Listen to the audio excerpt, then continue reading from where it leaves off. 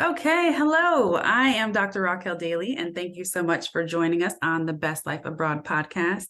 Today, we will be speaking with Jen, who most recently lived in Poland, and she's going to share her insights and tell us about her journey to living abroad. She's been abroad 6 years, it'll be 8 years in 2025, so she spent some good time abroad.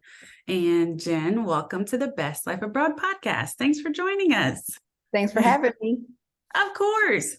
And Jen is my homie, my sister, my line sister, my love.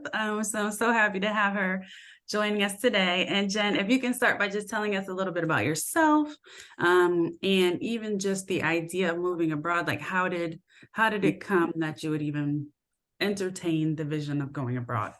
Sure. So first of all, I'm Jen Fodere. I graduated from the United States Military Academy in 2008 with a bachelor's in information technology. And I am actually, I commissioned as an officer in the Army. So I served active duty for 11 and a half years. I'm married to another active duty officer who's currently still serving. I'm in the reserves, although transitioning out. There he is. Transitioning out. I think this is my last week as a TP, just a 1 week out of the month, 2 weeks a year person. So I'll finally be able to just be, kind of pursue whatever my passion is, fortunately, at this point in time. So for the next 2 years. So traveling comes with being in the military. So obviously, not my first duty station, but my second duty station was in Germany. That's how I met you. And then in between overseas, the Army just kept sending me back to Texas. So it was Texas, Germany, Texas, South Korea, Texas, Poland.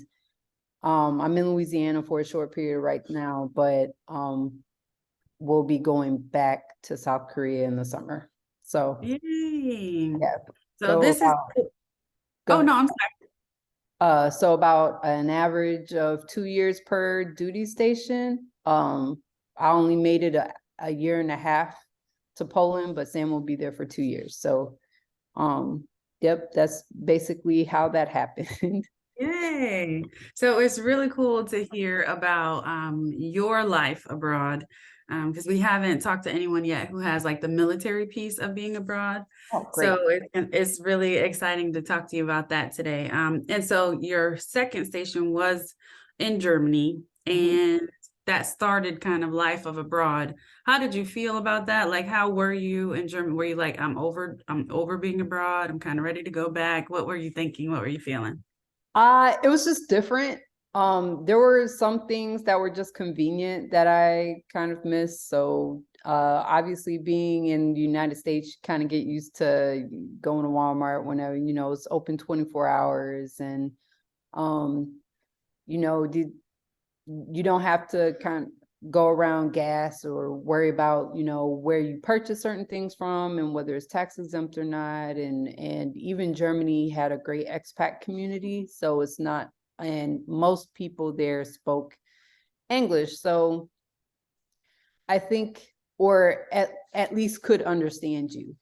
And I lived in Wiesbaden primarily, which I know is a lot different than living where you used to live. You're not right. So I was in the German piece. yes. And I totally understand that. So I think for the most part, I would say my experience when I was in Germany wasn't any different than living in America because I was close to a military base. Poland was where I was, just like you were in the thick in Germany, I was in the thick in Poland. So where we lived was Szczecin. And that took me about a year to pronounce correctly. I don't know how to do that. So we lived in Szczecin, which is about 15 minutes away from the German border. And not a whole lot of people spoke English. Definitely had to be immersed in the culture there. And we ended up having really, really good neighbors, a good support system there in terms of the other US families that were there and still are there. And then not a whole lot of I didn't really get into the expat community there that much, but still had some people there that you could connect to. But definitely, like, grocery shopping was an adventure. Learning Polish is an adventure. Definitely harder than learning German. So but I enjoyed my time in Germany. I didn't travel that much the first time, but this time around we did travel quite a lot. So we sent our kids back in the summer because my the operational tempo of my job kind of peaked. And I was just gone all the time, and my husband was just gone all the time. So it was just easier to send them back for the summer. So that was really sad, but we also traveled a lot. So I feel like it kind of evened everything out. So we went to Paris, we went to Spain, we went to Czech Republic, we went to Krakow, different other places in Poland, and of course Germany, but it was like Germany was kind of played out because I had already been there for 2.5 years before. So and even now, like, Sam plans on still traveling some of the region while, you know, he's there by himself until it's time for us to move. So a lot of travel opportunity. Yeah, I love it. That's amazing. And you mentioned, like, kind of the differences language wise of the need to speak the language in Germany versus Poland. Do you feel like that impacted your experience at all? And if so, how? It did at first.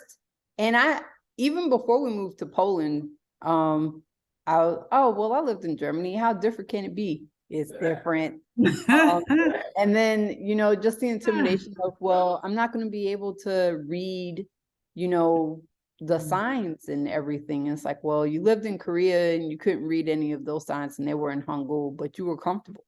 So I think I had some pretty big precursors going into Poland that I feel like if I did not have those things, I think the learning curve would have been a lot steeper.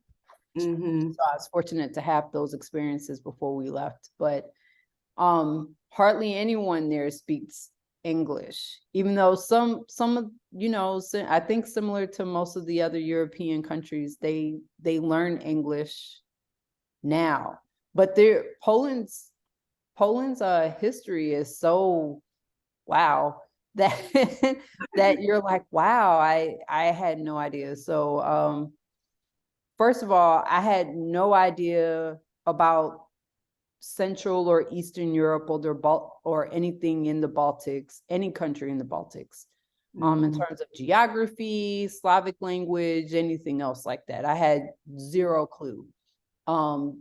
So it took me a while just living there and then just referencing the countries, because my husband works for NATO. So we have a very diverse population on the staff, and I was able to talk to some of the wives from some of those countries, and that was a unique experience.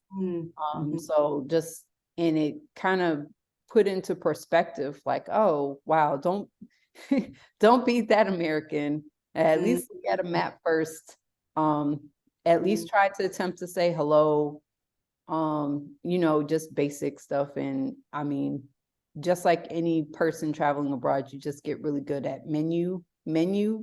So you at least know what beef, chicken, and pork is. And then grocery shopping languages, you kind of know, you pick up, you might not be able to pronounce it, but you can at least point and ask. But the differences in Germany is you could probably point and try to pronounce it in German, and then they'll just talk English to you, or they'll at least understand what it is that you're trying to say, but the Polish don't pick up. Well, it just depends on where you are, but pointing and saying the word doesn't get you as far as it has usually any other place that I've been. Mm-hmm. Interesting. Yeah. And so you started out abroad by yourself or as a single lady, and Yeah. then a married lady with children. So what was it like being there like by yourself versus like things you have to consider or like lifestyle differences being there like with your family? Man, so when you're by yourself, obviously it's whatever you want to do. It was like, I think I'm just gonna walk 2 miles to my favorite restaurant because I live close to downtown, or I think I'm just gonna hop on a train station, go to the train and go somewhere, right? Mhm. Even though we both know we weren't doing a whole lot of traveling around that time. We were just, so when you're married, it's like, oh, let's go together. So South Korea, which was my second overseas assignment, obviously, like I had me and Sam were married before Joe was born. Mm-hmm. And just traveling around, we had to deconflict schedules, but it's like, hey, it was still kind of on a whim, but then you had to take turns on, whose turn it was to dominate the space, and then or to pick the location. And then obviously when you have kids, it's like, I don't know if I got the energy to do it. So we didn't travel a whole lot as a family in Poland. Especially, I think we took the kids to Disneyland Paris. Oh, yay. And they seemed to enjoy that, but they were also still a little small. So I think the only one of the kids that was able to ride all the rides was Josephine. Mm-hmm. Even then, she was still not tall enough to ride all the rides. So Mm-hmm. it was still, man. We didn't travel around as much. It's just a lot. So Yep. when Sammy was 2 when we got there, they had just turned 2 and 4 when we got there. So Sammy was still trying to potty train. Mm-hmm. And so I would stick to little things around the local community that we're part of. So like they had jump parks there, like trampoline parks and indoor cafes. Oh. Hands down, I've never seen so many cafes with indoor playgrounds in them. Wow. And I feel like we don't have enough of them in America. Agreed. I agree. There was one that we would frequent all the time, and it was entirely glass, so you could see all sides. And then they have a camera in the corner, so you could sit there, sip your coffee, and they're very much contained. There's a ball pit, there's a slide, there's all kinds of other stuff. And Wow. you kind of watch them play as you kind of are off to the side. Wow. Talk about mental health. Oh, yes. We need those for our maternal mental health. What? And a camera? That is amazing. Wow. No, yeah, I feel that for sure. Because like thinking about our time in Belgium when we had CJ, it was like even from going from CJ to CJ and Alexia is like whoa. Because CJ, he was a baby. You just throw him in that carrier and we are good. Done. Alexia, she's a little more opinionated. And so I'm like, even just thinking of traveling with her is overwhelming. So makes you want to stay at home. It makes you want to we'll just watch a family movie. How's that? Yes. Yeah. Totally changed the dynamic. Yay. And so do you have any like things that you're like, man, I wish I would have done this differently? Like for me, I think one thing that we always say is like, oh, I wish that we would have, like one place we never ever hit was Greece. And so still on the bucket list, of course. I mean, not even bucket, still on, we're gonna do this thing. But like I wish that we would have taken advantage of that from Belgium because it's so close. Are there any things that you're like, man, I wish I would have done these things differently or traveled more pre-babies, things like that? So Greece is awesome. Definitely go to Greece. I think that we actually never went to Amsterdam, and I think it's pronounced Gdansk. I can't remember. But we never went to Gdansk. And I was like, but it's only 3 hours. But it's like, yeah, it's 3 hours. No, I think it's more like 3. It's between 3 and 6. I can't remember. Oh, that is a huge difference. Yeah. But I'm like, and if you travel for 3 hours, if it's more than 3 hours, and it's like, I gotta, Yeah. so I end up just staying at home. That might have been one of those, I think I'm gonna pass. Yeah. So I think just waiting too long to go in and around Poland. So there's a place in Poland that they're big on Polish pottery. And I never got any Polish pottery while I was there. I knew it. I drove by that place all the time for work, but I just never got out of the car and was like, all right, I'm gonna go buy a set. It's like, what do I need pottery for? At the time, it didn't seem important because any military base that I would go to, they would sell Polish pottery or whatever in the PX.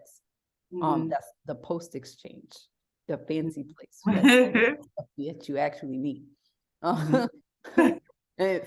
Fancy is a loose term.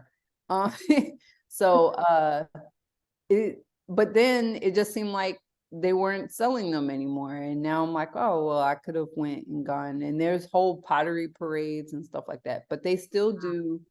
I mean, Poland still does the Christmas markets and everything else. We never did that as a family. And I think the first year we were there, I think they canceled everything because of COVID. So, and then this year would have been the first year we would have done it as a family, which obviously we couldn't do because we were geographically dispersed and I was on my way out anyway. So, but I wish I would have taken the extra time to go to the other places in Poland. I never got to walk around Warsaw, and I did go to Krakow, and that was legitimately one of you would need probably 2 or 3 days just to kind of walk around and explore, and even longer if you actually like to walk in the castles and stuff like that. And there's so many castles in Poland. And what else? Yeah. And then we took so many trips to Berlin. It was just that was actually nice. So I don't feel the countries that we visited were countries that we wanted to visit. We could have done a Euro cross country trip in the summer if we were not as busy as we were, because that would have been cool. My parents got married in Denmark, so it would have been cool to go to Denmark before we left. Apparently I was there when they got married. And that would have been cool to go just to check it out, but we didn't. We never got around to that part. So yeah, I understand that for sure. I'm like, it seems like when you're there, the touristy things are like, that's just touristy. Even like now, my parents have like an Antwerp t-shirt. I'm like, I don't have an Antwerp t-shirt. I want to Antwerp. I have nothing, like none of the touristy anythings. So yeah, I understand that for sure. And one thing I wanted to touch on with you too was just talking about like some of those day-to-day differences between like the US and living abroad. Can you touch on some of those? Sure. So just specific to Poland or just living abroad? Whatever you'd like to touch on. Okay. So I think one of the biggest things that struck me as, oh man, that's different, when I was in Poland was when you go grocery shopping and you go to the produce and you have to weigh certain specific stores, but most of them, you have to weigh the produce before you get to the line, which, I mean, the implied task there is that you actually know you got to read, or at least there was a lot of Google Translate type stuff going on. And To like know what the food is, to put it, to say how much it weighs. Yes, yes, yes. Mhm. And it prints a sticker out, and then you put it on the bag, and then there's been a lot of abandoned produce at the checkout line because I either picked the wrong thing or Oh.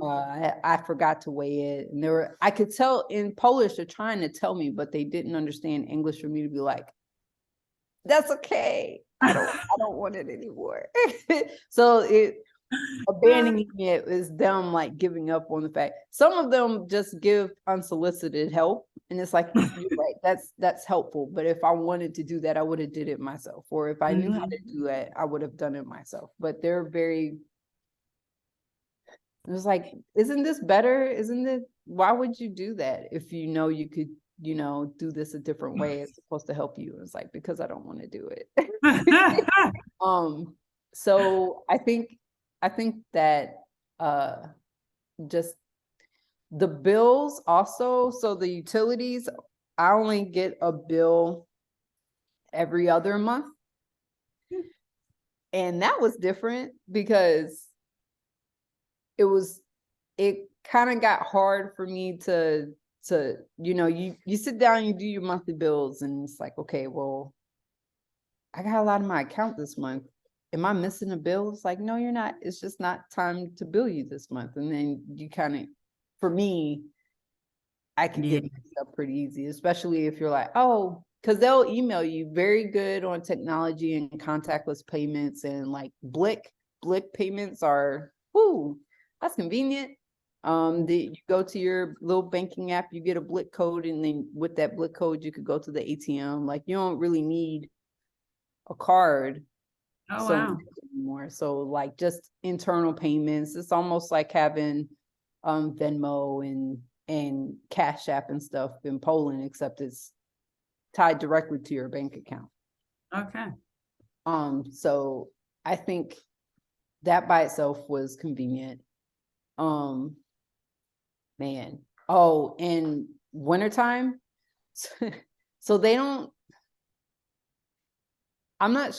they take care of the roads, like city roads, but if you live on a road that's not on, that the city or whatever community you're part of, like that's the neighborhood's job to clear that. The neighborhood?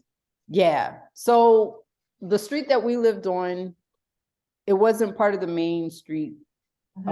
So snow would come. They don't really salt. They don't overly prepare for salting the roads and paving them ahead of time. So if it does snow, you could easily lose half a day because the streets aren't clear, and they don't really put down a whole lot of salt. So in the morning, obviously you have to take care of yours, your sidewalk, your part, but the snow plow will not come into your neighborhood. So it's like, oh, okay, I'm just gonna stay here then until I feel safe to drive. But Otherwise it would be like everybody would have to get together to go shovel. yeah, well, I mean, yes, if your neighborhood works like that, right? So, and the reason why I hesitate on answering that question is because I don't know how every other neighborhood, how everybody's street, but the street that we lived on, we had a whole Facebook page dedicated to our street. So we could communicate and ask, hey, is everybody's lights on, or is anybody else having this issue, and stuff like that. Chimneys, they would share information and resources. So I'm so positive that if like, okay, it's time to come out and shovel the snow, then we would just be out shoveling the snow with the neighbors, because that's the type of community they built. So that's really cool though. It is cool. And my neighbors were awesome. They have 2 daughters. My landlady, her husband, all of them grew up in Szczecin. So they knew where to find things, and they're all hustlers by nature. So they all have little things that they do. They all work and go through things, and they participate in the community. And my landlord lady's husband actually won the race around Poland race. And now What? he's eligible for the race around America. So right now he's trying to raise money to come to America to do the race. Oh, So wow. yeah, I was like, he got radio interviews, and every time he come by the Wow. house, I'm like, oh yeah, my famous. Yeah. So Mhm. like I follow him on Instagram. He really does gets the miles in on his bike. Rain, shine, snow, he's out there. Yeah, and he has people that ride with him too. So that's pretty cool. So it was nice to have a family Yeah. unit. Yeah, and just kind of go through it. I think really shopping was just the biggest thing was my issue. Cause I mean, I was spoiled always being in Germany and in South Korea because we were close to a military base. So I didn't have to go out on the economy to go get things if I didn't have to. And Mhm. so that was hard. And then not everything is in one place. So one store might have better vegetables, one store might have better meat selection. So to go grocery shopping if you did it all in one day, it could take all day. Mm-mm. And some of the big grocery stores, they look like they're inside of a mall. So when you walk in, there's like all these different little department stores like Orsay and suit stores and the dry cleaners. And then eventually you get to the supermarket and it's like, Oh, wow. oh, yeah. And one of the malls in downtown Stettin, the supermarket is actually on the second floor. And it's like, okay, this is different. Yeah. And then some of their mannerisms are a little hard. So they walk around, they usually have very stoic faces. So they don't like look at you and smile. They might like nod their head at you and say Dzień dobry and then just keep walking, or they might not say anything and it's perfectly fine. Mhm. And that was the one thing. It's like I didn't realize how much you smile when you're in an unfamiliar place because you're trying to be like, hi, I'm friendly. And they're like, we don't care. I got someplace to be, I got stuff to do, and Mhm. yeah. It's so interesting. It's so cool to just hear about the differences even from like country to country, Mhm. and how like those times abroad prepared you for your your third country abroad. Yeah. Without that, it would have been a very different experience. That's really cool. So we have a few more minutes. Are there any final thoughts that you have that you'd like to share about your journey to living So abroad? yeah, Poland is cheap and you should really go. The exchange Mm. rate is like 4 to 1. What? Yeah, it's cheap. It's Wow. and yeah. So it's like the hardest part is just getting there, but then you get there and it's like, oh, okay. It's super. So don't let I think people think of Poland and it's like, ew, Poland. I was like, no, Poland is really nice. Go in the spring and the summer, it's really nice. Wow. It's cool too. Like, I think one thing that's really amazing about living abroad, especially when you are not close to other Americans, like a Yeah. large American population, is how quickly you can really build community with the local community. And I Yeah. think sometimes people are like, oh, you're kind of on your own, but you really can. Like where we lived in Germany, we call them our German family. Like Mhm. we FaceTime them, we talk to them through WhatsApp. I send them videos because now CJ's in German school. So like, I send them videos of him singing songs and doing whatever. But it's amazing how you can like really build community in a completely different country where y'all are like, I don't know what you are saying. But then by like month 3, it's like, hey, Yeah, you could at hey, least say you have some hello sugar. when you buy Yeah. it. Yeah, it's like, hey, I need some assistance. And they're like, Yeah, I come exactly. help you. Yeah. Yeah. I was surprised at how it was a hard adaptation, but I was surprised at how well I adapted. So definitely Mhm. it's like, oh, you talk about Poland, let's talk about it. Yeah. Yes, that's so cool. Yay. Well, thank you so much for your time today. It was so great to hear about your journey abroad, your time in Poland, and your other countries that you've been to. hearing that military perspective, because we haven't touched on that before. So if any of you are interested in moving abroad and need some help taking that leap, I am here to support you on your personal journey. Head to my website at www.yourbestlifeabroad.com for information on how to get started. So thanks again for joining us today. And there is no time like the present to live your best life abroad. And we're out. Oh. Okay, go ahead. Yeah. So my daughter went to international school and my son went to Polish daycare. So with the international schools, they used the British structure. Mm. And I mean, that particular school we sent her to was really good with smaller kids. So we felt comfortable going there, and they spoke English the entire time. Mm-hmm. And but my son's daycare, they were really, really good. But I think the language barrier still kind of put them behind in terms of like potty training and speech. Mm-hmm. So I felt like it was good to send him back here for school. Mm-hmm. Just so he could, he's definitely improved leaps and bounds. And we still have some work to do on him, but he's doing really well. And then the healthcare system there, I think it's affordable, but they don't look at pain the same. So pain management and bedside manner is a little worse, or a little, it's not what an American would want, I think, because I think most of the US families have the complaint that, well, they're supposed to speak English, they don't speak English, and I'm just trying to get this refilled. And some of that issue is also working within the TRICARE system as well. So there's no TRICARE there. And where we were living, there was no hospital or any, like a military facility or hospital or anything like that. So we had to call a number, which was in England. And then